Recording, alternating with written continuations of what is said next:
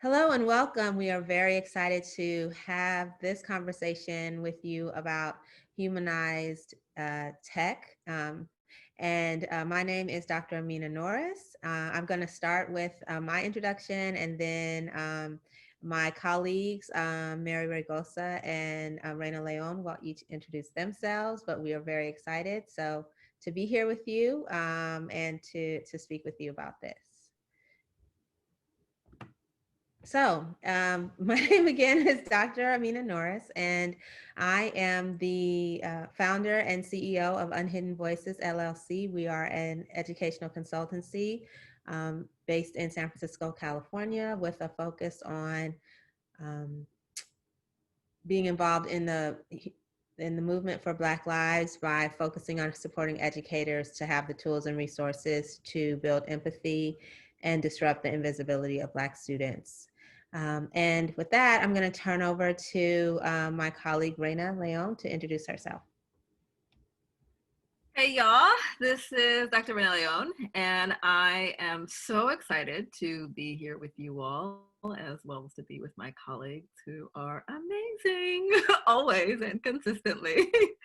I am also a founder of an organization called StoryJoy, a consultancy agency, which focuses on the telling of our stories for Black, Indigenous people of color, we who are educators, creatives, human service providers, community organizers, and workers, as a pathway to our own joy. Because we recognize that we cannot transform, resist, protest, practice from a space of love without understanding where our love and our joy lives. And I happen to know these amazing educational leaders through our work together through St. Mary's, where I am a full professor of education. I do note that in, I think it's 157 or 158 years of history, I am the third Black person, all Black women, to be a full professor and the first Afro-Latina. So I am calling attention to that as a celebration of self, but also like, what is going on? We need to change that. So, and holding space. And Dr. Raygoza, tell us about you. Hi, everyone. Peace and blessings. I'm Mary Raygoza. I'm a professor of teacher education, also at St. Mary's with my colleagues, Aaminah and Raina. I'm committed to education as a vehicle for social justice. And feeling really called in this time that we're physically distanced to find ways for us as colleagues and with our students to be socially and intellectually connected in ways that are humanizing. And back in March, just when the shelter in place was beginning here in the San Francisco Bay Area, the three of us authored an article entitled Humanizing Online Teaching. And it kind of went viral. And I think that's because a lot of folks out there are really looking in this time to figure out what it means to kind of go beyond the tech and really center what matters most, which is the young people and teachers' lives. I'm going to take a moment now to kind of play DJ and go through a few different walk-up songs that we want to offer you.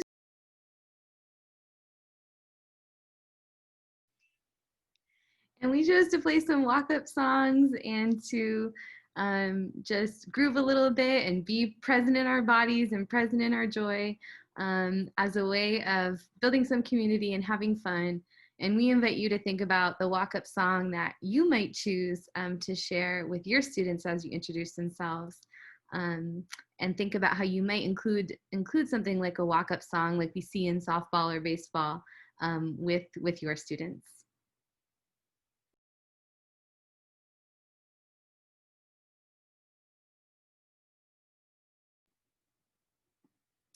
And before we get more into our webinar, we're going to begin with a mindful moment.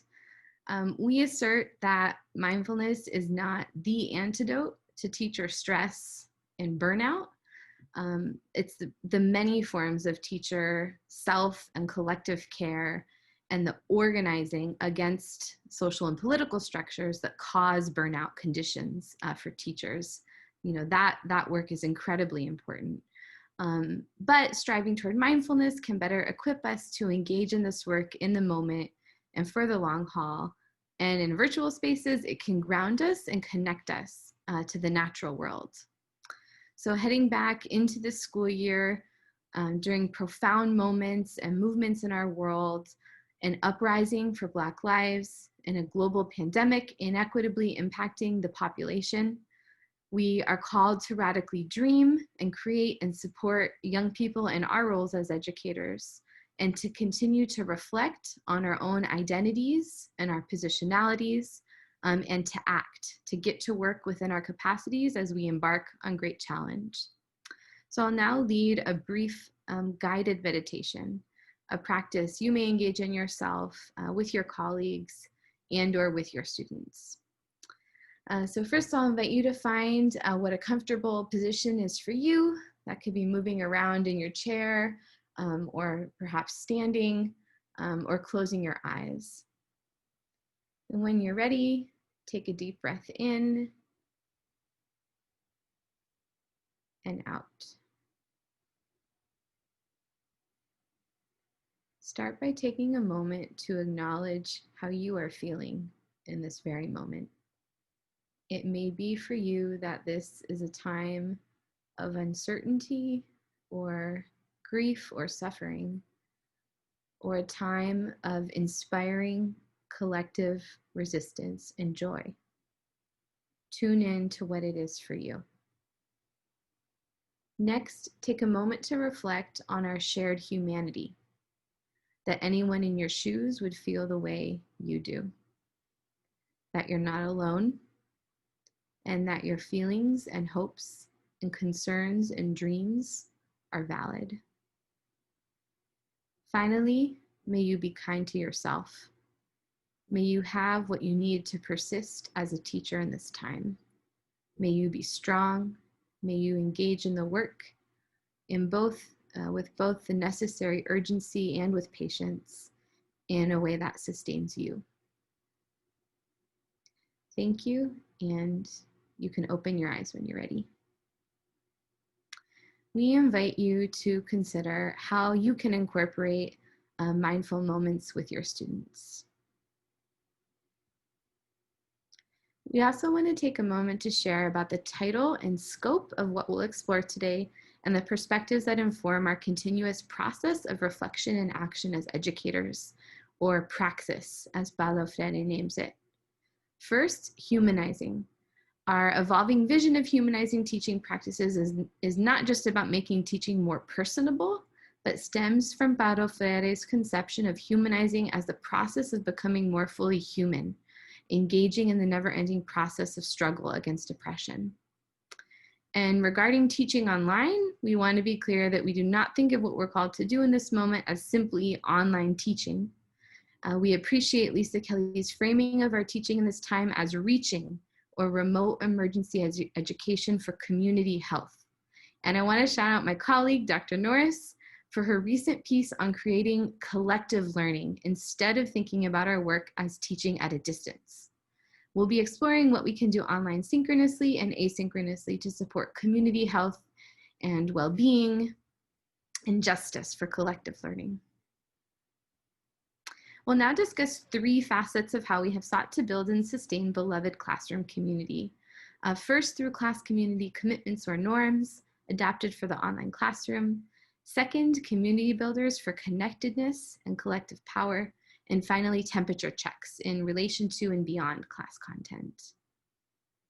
To build and sustain beloved community, it's critical to take time to establish commitments or norms for being present, mindful, safe, and brave, specific to your online classroom. Norms matter because each class community is a sacred community of people. And to learn and grow together and be vulnerable and courageous, we need to agree to ways of being together to ensure that we nurture and respect and challenge one another. And norms, they go beyond rules or a classroom management tool. They can really help students create community and to learn. There's different ways to go about norm creation. You may bring a set of norms to students that they then expand on and provide feedback on, or you can co-create norms with students. But either way, student voice and reflection on them really matters. When I was a high school teacher, I taught algebra and geometry. I invited students to create a list of their rights and demands for learning in our math classroom. And the youth established a long list of amazing ideas that we came to consensus on together. After establishing norms, you might consider having small groups make artistic digital representations of each of the norms in Google Slides to decorate the virtual classroom. Do be sure to reflect on norms over time, individually and as a group. Be flexible in adapting them, right? There may be things that you didn't add, that you didn't come up with in the beginning of the school year, and then you realize, oh, this is actually a really important value that we need to add and we need to come back to.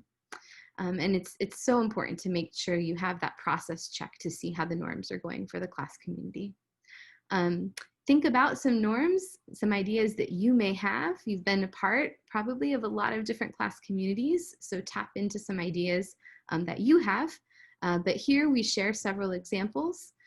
Some I just want to highlight are to keep your mind and heart where your feet are, to be present during synchronous class time. This said, our families and family needs are not distractions.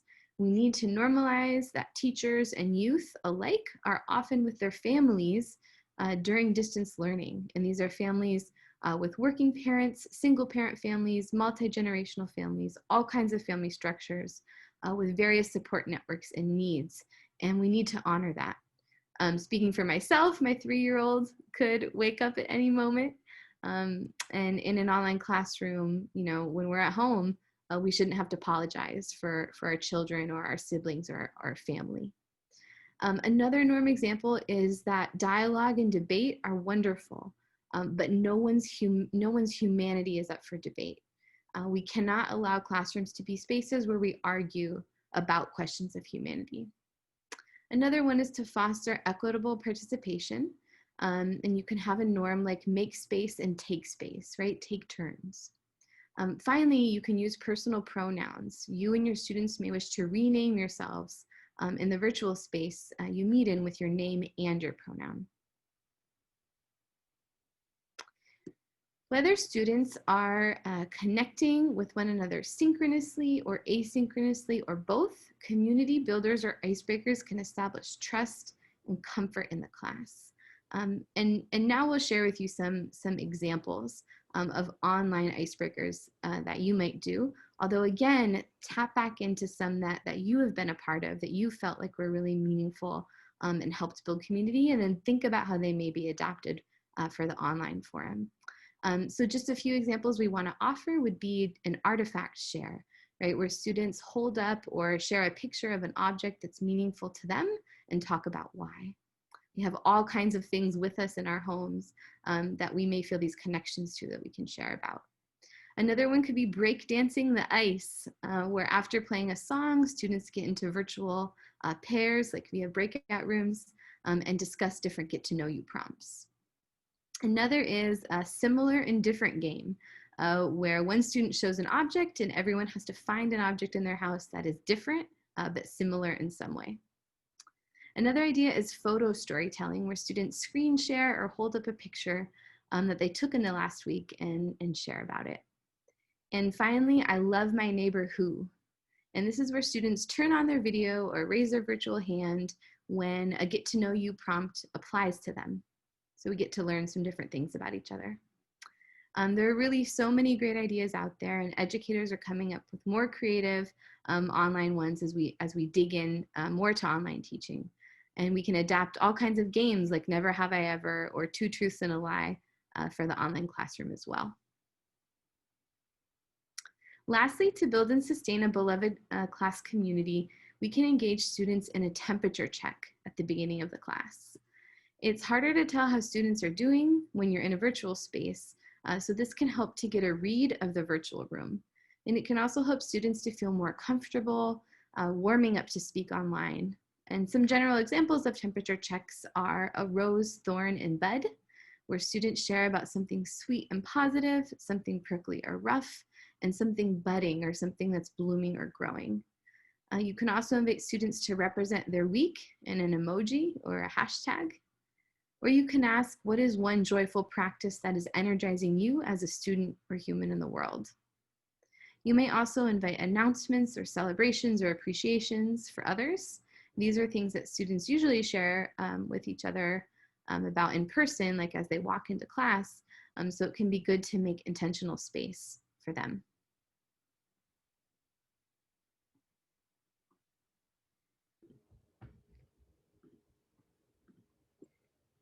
Okay, so one of the things that we thought about in terms of modeling for you what it's like to build community is to just do the music. And so you saw we started with a warm up, and now we're just going to take a quick dance break.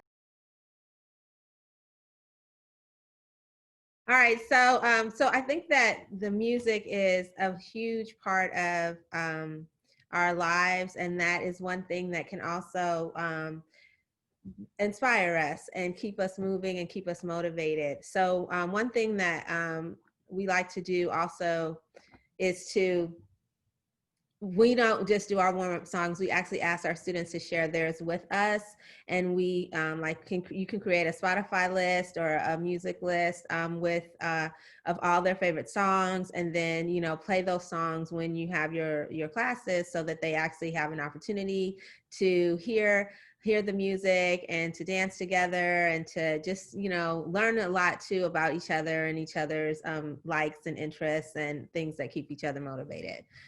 And music is one great way to do that. So I'm going to talk a little bit about what it means to be prepared in the online space. And similar to how you, when you were meeting face-to-face with your students, you did take the time to be prepared for your classes. And that is even more so important in an online space, because you have both synchronous and asynchronous time. And all of that time needs to be organized so students actually know what they're doing. So one recommendation that we have is to create an agenda and share it with your students, so they know how much time they're actually going to be spending in synchronous instruction and how much time they're going to be spending in asynchronous instruction. For the synchronous time, we recommend that you limit the time that you're actually spending face-to-face with students. I had a conversation with students yesterday when I was saying that I was going to limit to 90 minutes, and a student was like, "Thank you for not only for my brain but also for my back." Like, because just sitting in a 3-hour Zoom session, is taxing, right? It's painful, and so that is important. So then you have to think about what you're going to be doing for that other time, and share the agenda, share the outcomes, the learning outcomes and objectives that students are supposed to have. If you have a guest speaker, we recommend that you pin that speaker so that everyone's attention goes to that video. At the same time, we also recommend that you actually tell students that if they're not speaking, that they shouldn't actually have their video on, because the actual streaming of video takes a lot of bandwidth, and that actually can cause some students who have, or even teachers who have difficulty with their bandwidth or their Wi-Fi capacity, that sometimes that can actually cause lag times, and or even in the worst cases,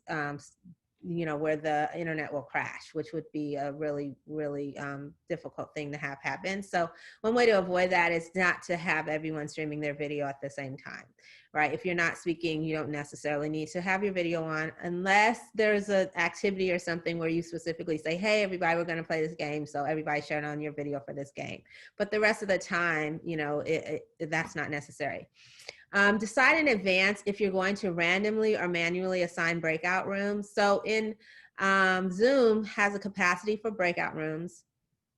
I was actually talking to a colleague yesterday, and she was asking me, because she took the time to set up all of her breakout rooms beforehand, but there's some glitch with that. So I don't recommend doing that, because every time I've heard of it, or even when I've tried it, it doesn't necessarily work out well, right? So what I recommend instead is just, play some music and say, "Okay, everybody, we're going to take a dance break, and I'm going to put you in the virtual room." And you can do that manual assignment. It might, depending on how many people are in your class. If you have 100 people, it may take you 10 minutes, but you just literally pick 10 rooms and then put your students in them. And you can have your list right aside you, so you know who you want to be in the rooms, in the spaces. And that would be if you have specific groups. Maybe you're teaching discipline specific groups for your methods class, for example, or that you have you want to make sure that you have students at different levels working together in groups. So there's specific reasons why you might want to do the manual assignment. But if not, and if it doesn't really matter who's in the groups, then you can just let the technology do that for you, and it would just be random. And then you just decide on how many rooms you need. But whatever happens, you need to create protocols for your breakout spaces. You need to let people know the specific deliverables for their time in the breakout. So you want to have prompts ahead of time and saying like, okay, these are the roles that each person is going to have. The facilitator may be the one that share their screen.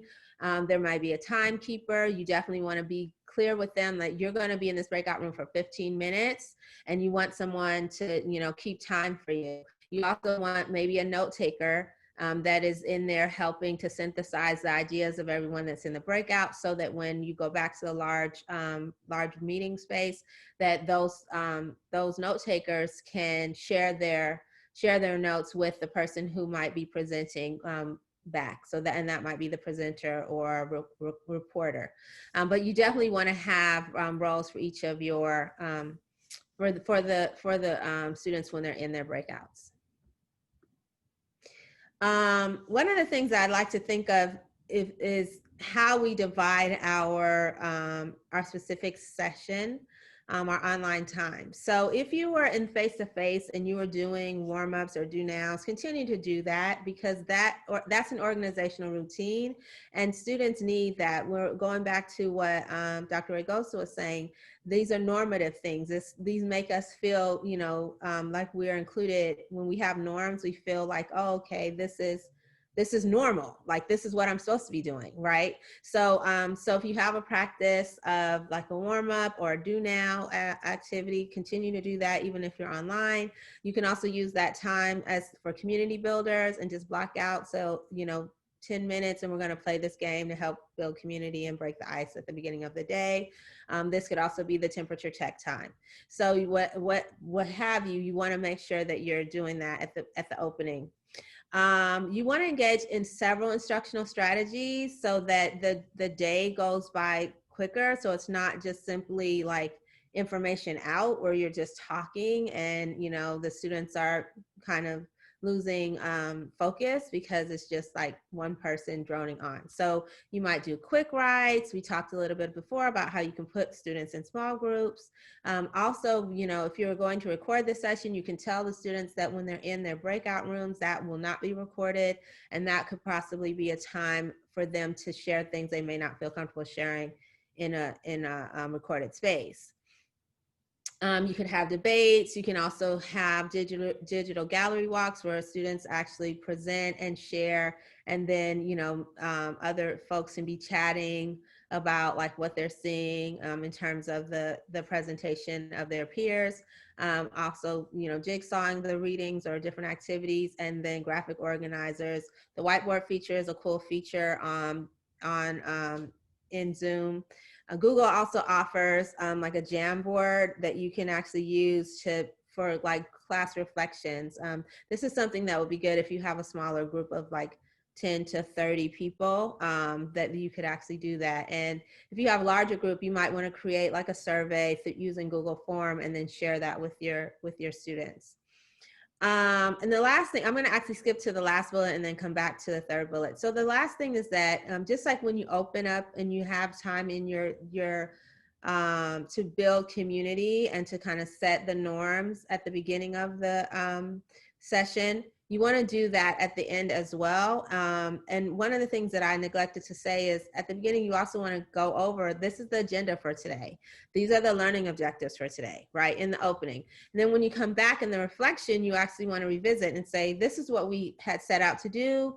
Did we accomplish that? Revisit the learning. Have students have an opportunity to reflect on their learning and then engage in, you can provide them with different formative assessments to gauge their learning for that session.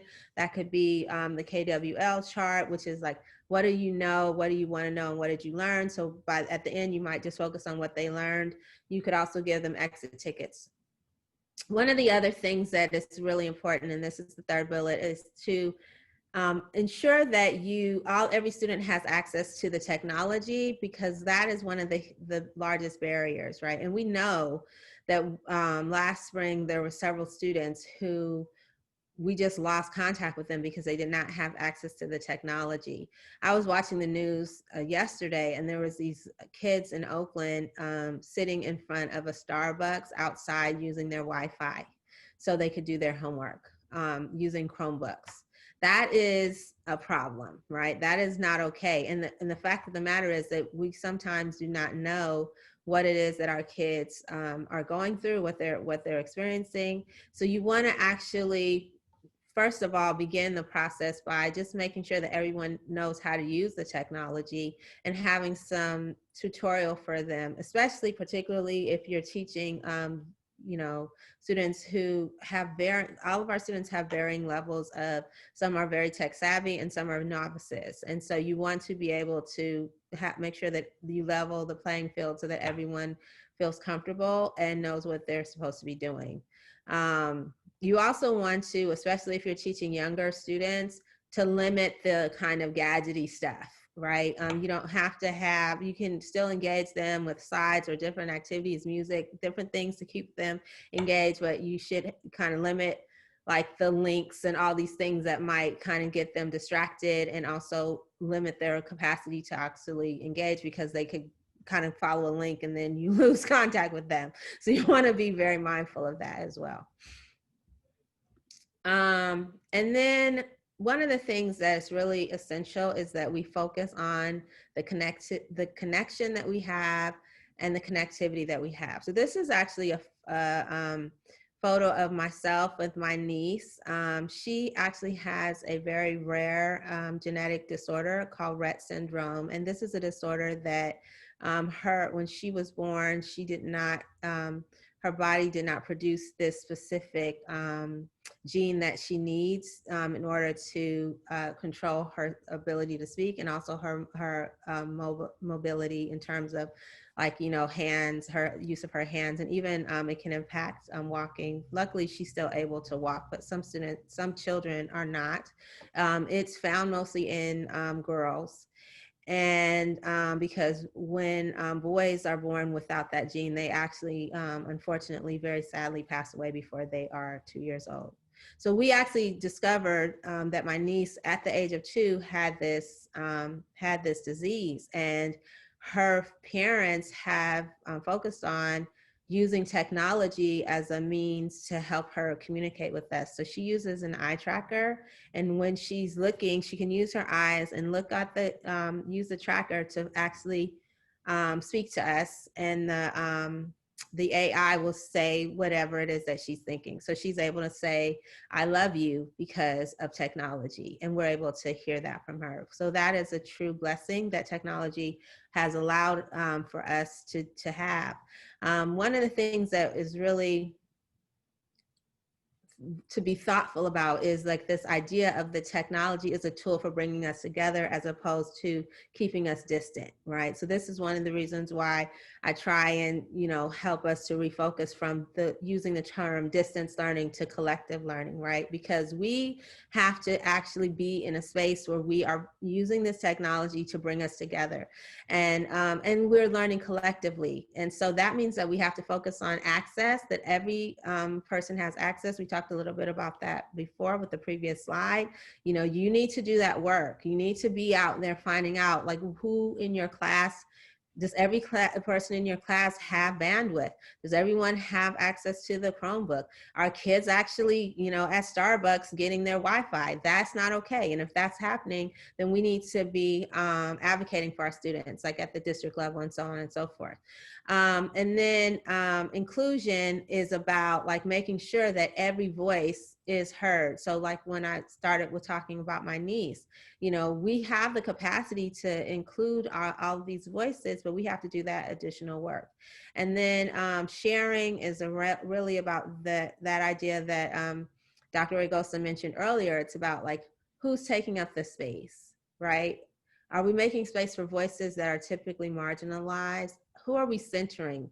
Whose voices are being centered and whose voices are being pushed to the margins? And are we actually, being mindful of the time and the space that we take? So those are all very important considerations when it comes to the online space and the online collective learning.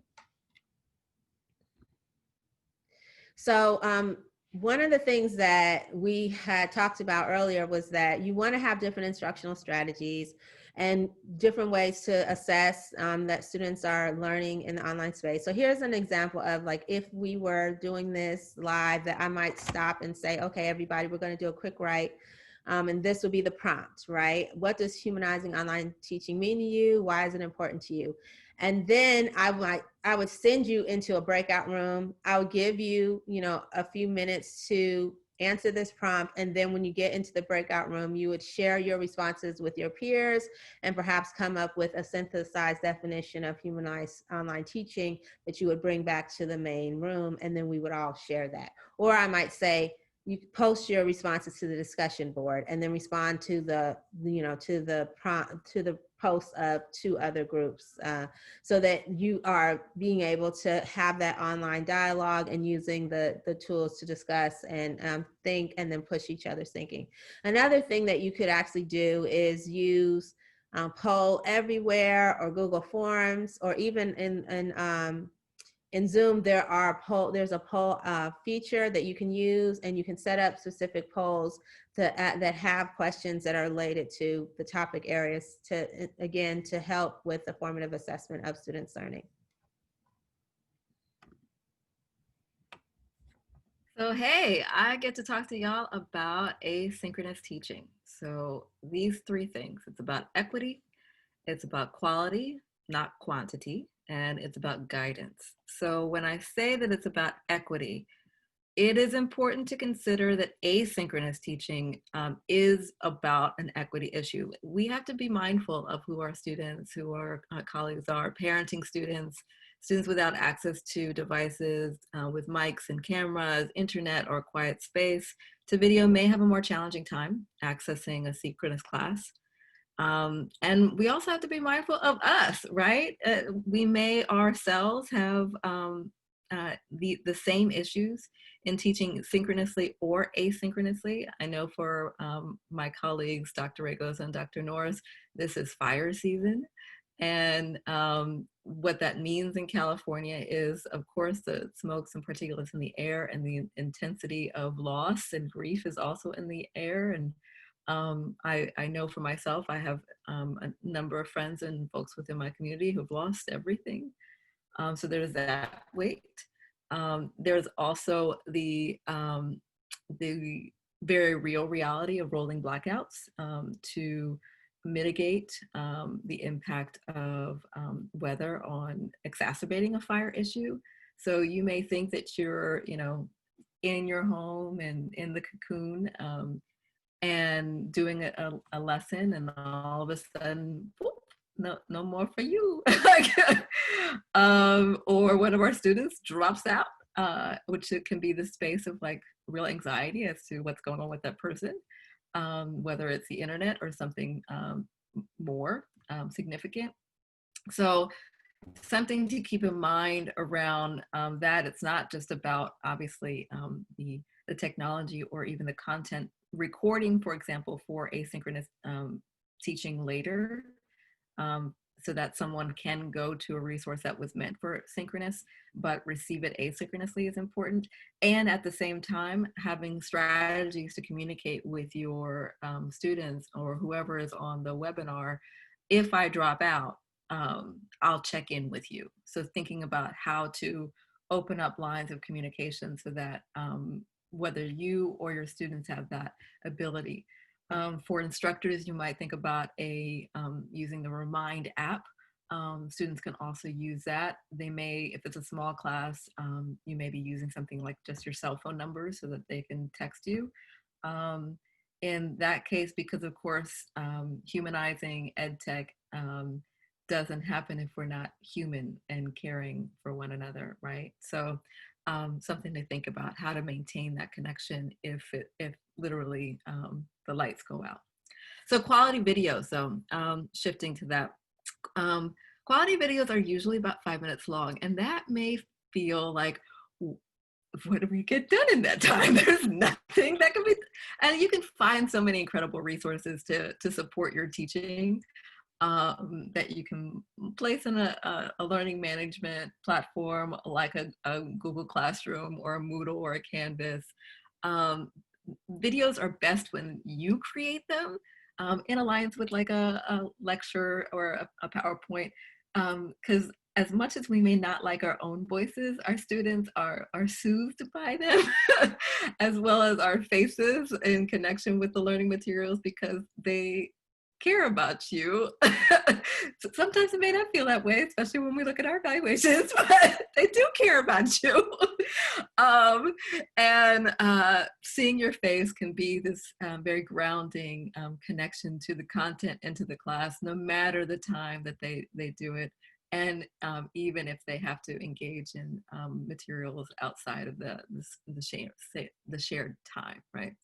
Because we can't have this shared space. So, but if you're pulling things from other spaces, make sure that you research where it's coming from, because you can say, oh, this is a video and it says it's about restorative justice, and you looked at maybe the first minute of it, and then if you looked at the whole thing, it might have been from some folks who actually don't believe in restorative justice, and you don't want to show that video. So research it, watch it, think about the questions that you would ask of students as you're watching it. Attribute that video, of course, and think about, like, if you're making, for us, we have like 4-hour class sessions, and so what we could, of course, we're not doing 4 hours synchronously anymore. Like, that's just terrible on the body and on connection and all sorts of things. But even doing like an hour and a half in person with breaks and a lot of quick writes and movement work, well, Carnegie units would say, fill that time. And sometimes, or at least my first time doing asynchronous work, I mapped it out and I said, okay, video 1 is 5 minutes, 47 seconds. Video 2 is 3 minutes and 2 seconds. And I mapped it out and I had questions in between. And the first time I did that, it was with all good intentions, but I did not time myself doing the activities. I did the activities, but I did not time doing it. So, okay, then I timed myself. But I forgot that I'm the expert, that I can do things very quickly. I type very fast. I've been doing this academia game for a real long time. I type very fast. And then I had one student reach out to me and he said, you lied. Your 1 hour asynchronous thing, it took me 2.5 hours to do. And I was like, okay. Because I'm the expert and I type fast and I knew what was coming because I had watched the video several times, all these things. So from that, the story, the moral to the story is watch the videos, yes, write your questions, do your activities, time yourself doing the activities, and then double it at the very least with your students in mind, because they are not experts. This is the first time that they're encountering this information. So to be mindful of how much time it's going to take for them. And again, asynchronous information, it can be a lot. In our classes, we stand there, we read the room, and we could say, oh, that group over there, they look like they're in trouble. I need to walk over to that group and like sit nearby and ask some good questions and direct them to good resources.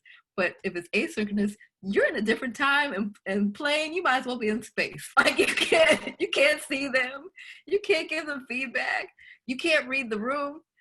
For sure. So like trying to provide some guidance for them, as well as keeping in mind that just because they have all this time, they can do it on their own time, doesn't mean that we can take all their time. So again, being mindful of like how much time does it take, and providing the guidance for how to take the most information from it. So those watch and reflect questions that I mentioned before, watching the video, having some questions that are comprehension questions, and then those that actually apply to application that push folks to think about what is the core concept there, that get into critical thinking as well, and helping them to understand how to consume, how to digest that information. That's important for us to provide too. So our next piece is about be flexible, be patient, be you, y'all. You do not need to build yourself a cottage in the backyard so you can have your humanizing online teaching studio, and because that's not gonna happen. Like, I don't know about your finances, but they certainly ain't mine. So all you need is you and your energy. You need some low tech, some high tech, and I'll talk about that in a second. And you need a plan and a backup plan and a backup plan for the backup plan. Okay, so this that you see right there is where I am sitting right now. I have a lovely rug from Morocco from my honeymoon. Reminds me of beauty and groundedness and adventures with my partner and connection with community. And I got the most expensive thing of this setup for like tech stuff is the dock, and is the laptop dock. But I didn't need that. I have myself a lovely little halo lamp that keeps me well lit. And I have a lamp over here. The reason that I like to have good lighting is because I look at myself in the mirror, and if I look at myself and I'm showing to myself that I feel down, I know that's what the students are getting. And so it's this feedback loop of like, oh, okay, I've got this energy going, and I can give more, because with online teaching, of course, you are pushed to summon the inner performer and pull out all the energy that you have to convey, to be the bridge between you and the student. So I like what Dr. Raygoza started us out with a mindful moment, because I do believe that we actually have to be very grounded and prepared to engage in this work and this connection work together, to be grounded before we start. Because if we're not, if everything can fall into pieces. To quote David Bowie from Labyrinth, as it all falls down. And it can feel like that, and right then the feedback loop is a negative one. So you need your energy. You need some good light, a comfy chair, ideally, nice background if you like, but they're virtual ones, so you don't really need one. Although with a virtual background, curly hair folk, you actually might benefit from putting like a little hat on or something, because at least with Zoom, Zoom does not like the curly hair person. So like the edges around you is just gonna, it's not good. So I will wear a head wrap, I'll wear a hat, something like that, because that's the only way that Zoom can understand the contours of my head. So, and a backup to the backup. So as I mentioned before, you never know when we're in fire season, for example, rolling blackouts. And so what happens if someone drops off, if you drop off, where do they go? I try and get permission for recording all of my sessions for students, and then putting that into YouTube on an unlisted link and providing that link to folks. I don't no longer have the space for preserving it myself, but YouTube does. And I can just do an unlisted link. Now, that said, I have had classes where one person says, I don't feel comfortable. It doesn't matter if I'm off screen of a recording, and you've got to respect that.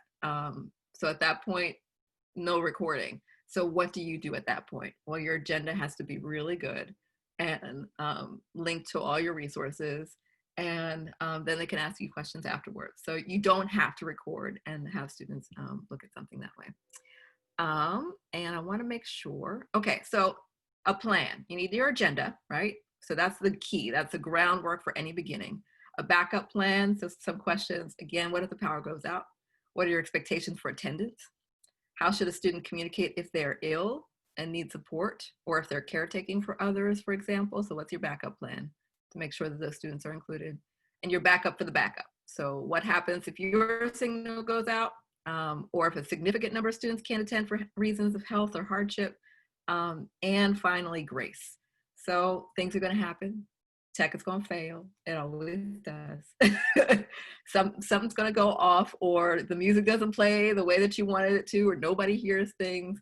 And, I think the best thing that we can model, especially as teacher educators, for teachers who are working with youth, is to be transparent. Like, oh, well, messed up, flubbed up, let's move on. And we do this work together. Dr. Raygoza? That's right. Thank you, Dr. León. As my colleagues, Dr. León and Dr. Norris have mentioned some, there are many tech tools and apps out there that can offer great ways to organize your classroom and to engage students in the content. Here's another example. This is a Google, just a Google slide of a virtual Bitmoji classroom scene. That includes links to everything that students need to find for my class. So it's just one place that they can go to know that they can click to find whatever they need. And you can see there's a link below that you can check out that has some quick and clear instructions for how to put one of these together yourself. This took about 20 minutes to build, but you should not feel pressure to take up any of the tech tools, or all of the tech tools, I should say, that you hear about. Whichever ones you do decide to explore, we recommend that you start with the question, how will this tool help to humanize the classroom, right?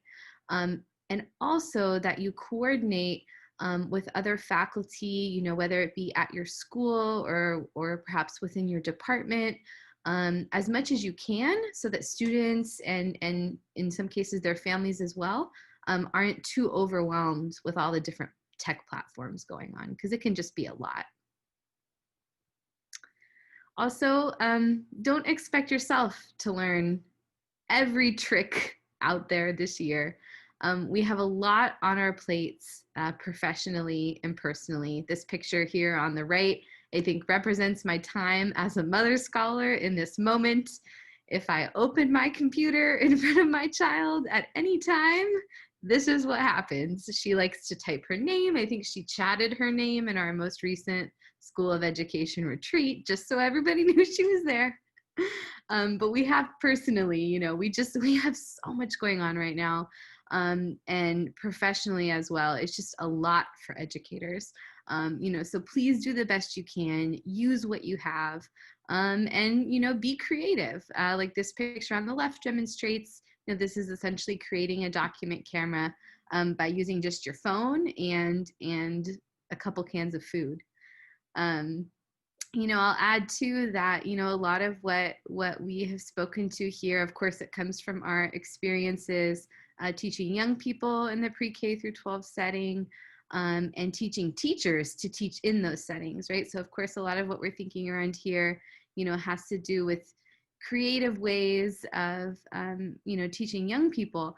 But really all of what we have shared, if you're in higher education and tuning in, is so important at the higher education level too. And I'm not just talking with young adults in college classes, but in all higher ed classrooms and in meetings with your colleagues as well, right? Like in our single subject teacher ed program meetings, we are dancing with each other. We are doing icebreakers, sometimes silly, sometimes getting to know each other more deeply. We have group roles, we do breakout rooms. Nobody grows up too much to do any of these humanizing practices. They are not for little kids, they're for everybody. So it takes some vulnerability and some willingness to kind of dive in, but we really need that in this time to be connected. And I'm going to go ahead and turn it back to Raina with some really important reminders. So this is a picture of my daughter, who was born 2 days before George Floyd was killed by the police. And so us watching the news. And next to a reminder of we cannot give what we don't have. And my daughter was born into a pandemic. I started teaching again online within a month of her birth. So I learned about this piece of you can't give what you don't have. And I've been saying it for years, but learned it even more viscerally at this time. And about space and boundary and the saving grace of connection. My community just rose epically to support us in this time of reckoning and revolution and upheaval and community gathering and support. And so I call attention to, as we are sharing this information and this time with you on a screen, we don't live on screens, y'all. Like, we live in the world. We use these screens, but we don't live here. So we have to continue to think about how we can engage in the world, whether in protest, whether in on the phone with our people, whether on conversations from our porches, whether in dropping clothes off to a friend who's lost everything. Like, whatever it is, we have to maintain those intimate connections. That is a part of humanizing education, humanizing ed tech, humanizing technology. And knowing too that, again, being online can create these false ideas that we have to be available to one another 24/7. We have to, again, teach, live outside of the online space, encourage healthy boundaries for questions, for rest, for expectations, for engagement with one another. So the 3 things to remember: being mindful of those boundaries around the time together, and inviting students to share in that priority. So no, I will not respond back to your email at 10:30 at night. And I don't expect you to respond back to mine. Like, for example, I am a natural night owl. I also stay up with my daughter sometimes when she is not doing what she often is doing now, of sleeping through the night. But so I send emails at like 3 o'clock in the morning. That's my normal. Do I expect folks to respond back to me at 3:30? No, because my norm is not yours. And then thinking too, so the second thing is screens can be about education and they can also support a practice of joy in community. So when we are working with folks around teaching with technology, we have to remind ourselves that there are other purposes for it. Like, we can do a shared happy hour. We can go to a reading together. We can do shared art. I had a lovely shared art class with my toddler and dear friend's toddler, and there was paint everywhere. Luckily, my computer was a little far away. But we're exercising at a shared yoga class, whatever it is. We have to shift the narrative of mechanized productivity. We are not cogs, people. We are people. So reminding of that. So one thing that I do to remind my students in asynchronous teaching about that piece is that I will build into my agenda 20 different tasks that students can try to incorporate joy outside of the screen. So go for a walk. They could go on a virtual museum tour using technology, but they could also just have a dance party with their home community, right? So whatever it is, 20 different things, try it. And come back next week and tell us how it went. What'd you try? And the third thing is to take breaks, right? We have modeled that, I think, successfully. 5 minutes every hour and make it fun. So trying to remember how to keep that energy going and share it with one another. Dr. Raygoza.